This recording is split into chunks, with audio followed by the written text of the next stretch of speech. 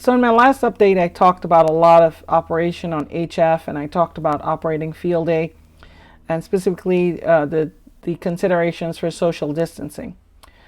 And some of you who are technicians might have wondered, well, what am I to do? Usually I go to a field day site and I have an operator, control operator, use his or her license, and they let me operate under their privileges. Well, that's not happening this year because of the social distancing and all the rules and stuff like that we have to go around. But do you know that you can still have a lot of fun and make a lot of contacts as a technician? Your license offers you a lot of privileges that you can use to effectively make contacts on field day. So let's talk about a few of them. There is VHF, there is HF, there is Morse code. All right, so if that's what you wanted to hear, then thank you for watching. Please like and subscribe, but we'll tell you a little more if you stick around. So the first obvious one is VHF. Technicians are granted privileges above 30 megahertz, full privileges, meaning that they could run full power on everything above 30 megahertz. This includes the popular bands of 6 meters, which is 50 to 54 megahertz, 2 meters, 144 to 148, 1.25 meters, which is 222 to 225. Yes, there is a smaller portion below, but it's not really applicable for field day. 70 centimeters, 420 to 450 megahertz. And so on and so forth. The higher bands I won't really touch on because they're not used as much. So let's talk about VHF. There are several things you can do with VHF. One, you can probably get on 6 meters. 6 meters is a very popular band this year, or this time around of year, and you'll find that there's a lot of activity, especially on a busy weekend like field day. Why? Because we have sporadic e-propagation coming around this time of year. So 6 meter signals, instead of being confined locally, are let loose into the atmosphere, and they reach far and wide.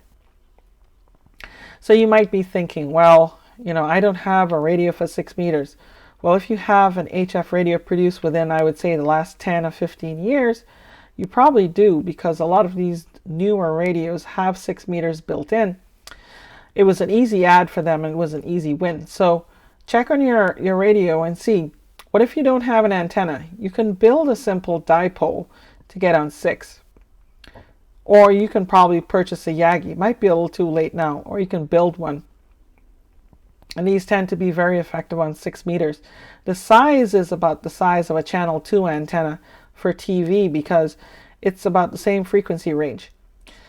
And there's a lot of fun to be had. Now, to maximize your contacts on 6 meters, you might want to look into using digital modes such as WSJTX. And how you do that is you go to the WSJTX website, which is under Princeton University because of Joe Taylor, and you download, you set it up for your radio. You can either use an external sound card, or if your radio has a USB or Ethernet interface. My radio has an Ethernet interface because it's a flex radio. And you connect that to digital mode software.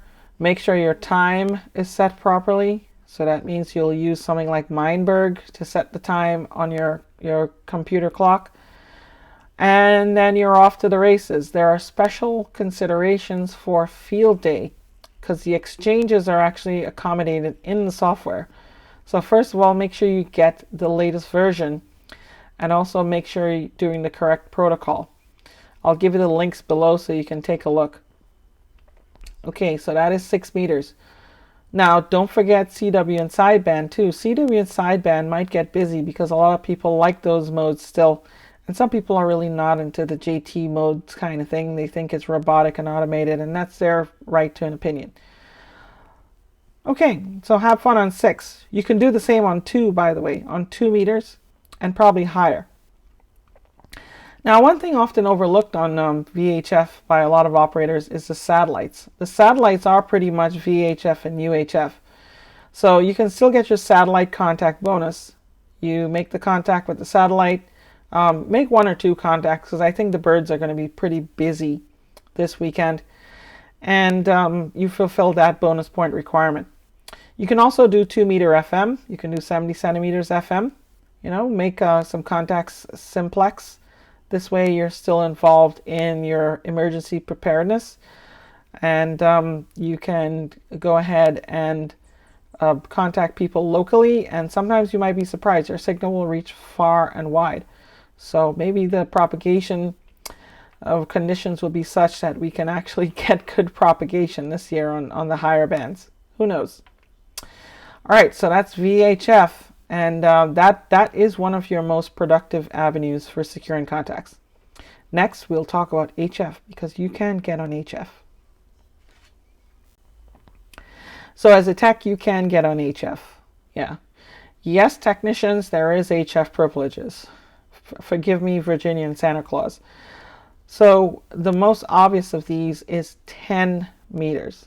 10 meters has been available for technicians for well over 10 years. I think it started around 2006, 2007. And you can get on 28.3 to 28.5 single sideband, and you work voice modes on 10 meters. Of course, due to e-skip propagation, like I mentioned earlier for 6, you're going to have that on 10 as well. So that is going to work out really well for you. Now you can still do Morse code and digital modes on the lower portion of 10 meters. So that's still an option.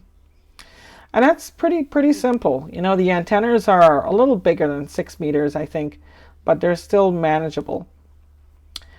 Did you know that it doesn't stop at 10 meters though? Yes, there are privileges on 80, 40, and 15 meters as well. And these might not seem obvious because a lot of people don't use them. The only catch is that you have to learn Morse code, you have to use Morse code. You can actually, there are some ways around that, but Morse code is how you do it. So these band segments tend to be pretty expansive. They're the actual exact same band segments that general class operators have on those bands on CW and Morse code. And you can pretty much use them for cross-country contacts or even DX. So what if I don't know Morse code? Well, you can learn. And even if you're not that good, you can try slow Morse code. A lot of people will slow down for you. I will slow down for a slower operator. I'm not, in a hurry to finish a contact. You can do as little as 5 words a minute, spaced out nicely, so you could think about the letters.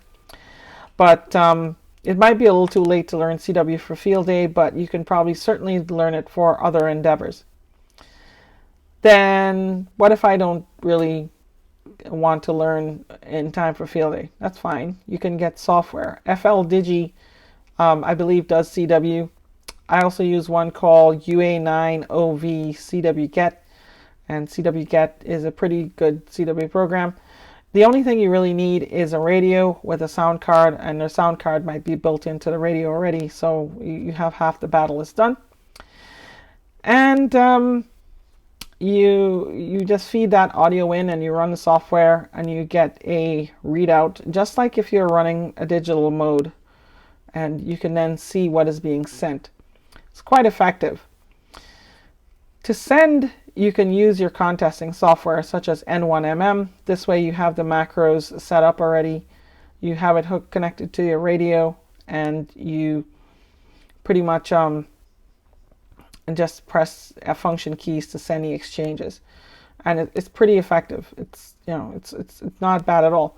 You might want to slow down a little bit. You're probably not going to be rapid fire CQing, but you can certainly search and pounce, which might yield you some more contacts. You tune into the signal, let the decoder then decode it, and then you're off to the races.